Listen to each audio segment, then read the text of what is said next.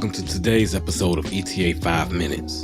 Indianapolis and the county it sits in, Marion County, approved a Unigov system of governance in late winter of 1969. It was done under the administration of then Indianapolis Republican Mayor Richard Lugar, sometimes referred to as Lord Mayor of Indianapolis. Lugar's Unigov legislation was hailed as one of the most significant pieces of legislation in Indiana history, according to a thesis written by Maxwell Hackman of Butler University. Unigov wasn't without its detractors. The criticism of Indianapolis Unigov actually is the first mention that I could find for Lake County Unigov as of now.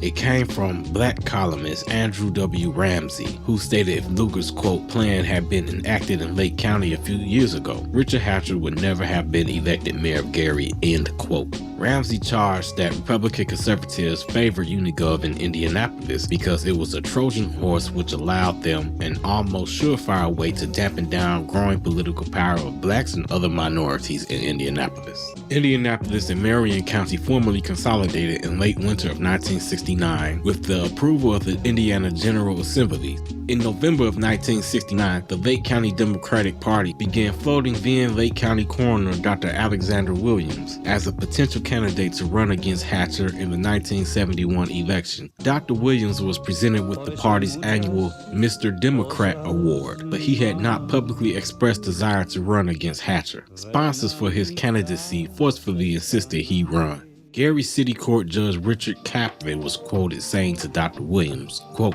"I want to see you mayor of this city so bad I could feel it inside of me," end quote. Meanwhile, metropolitan consolidation of Lake County was brought up around the same time that Indianapolis and Marion County was approved by the Indiana General Assembly. A few months after Unigov was adopted, Hatcher spoke at the American Jewish Congress, which was convened in Washington, D.C. in May of 1970. Here's a video clip. Mr. Hatcher, I'd like to pursue just a little the point you made describing yourself as having just gotten under the wire from the apparent threat of metropolitanization of Gary and something that's likely to happen elsewhere.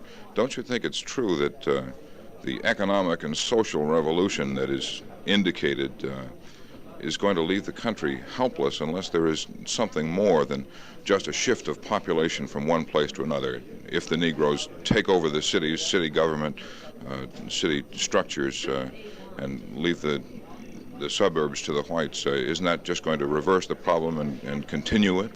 I would say specifically in answer to your question that no, it is not simply a matter of the transference of one racial group from the cities and the takeover of another racial group of the cities that will represent, let's say, the end solution to those problems. You don't necessarily view metropolitanization or changes in government structure as an evil, then? I think that it depends upon how those methods and those changes are utilized and for what purpose they are utilized. In Gary, for instance, I am convinced that the accelerated move towards annexation in the last year was a direct reaction to the possibility of the election of a Negro to the office of mayor. And in that sense, I view it as an evil. I view it as an effort to avoid the natural democratic process. And I would not say that there might not be instances where a metropolitan form of government or even annexation might not be a wise and useful thing. By January of 1971, Hatcher was openly criticizing metropolitan consolidation. In spring of 1971, Dr. Alexander Williams announced his candidacy. He lost in the primary. Hatcher's opponent in the general was Republican Theodore Nearing Jr. Hatcher wiped the floor with Nearing.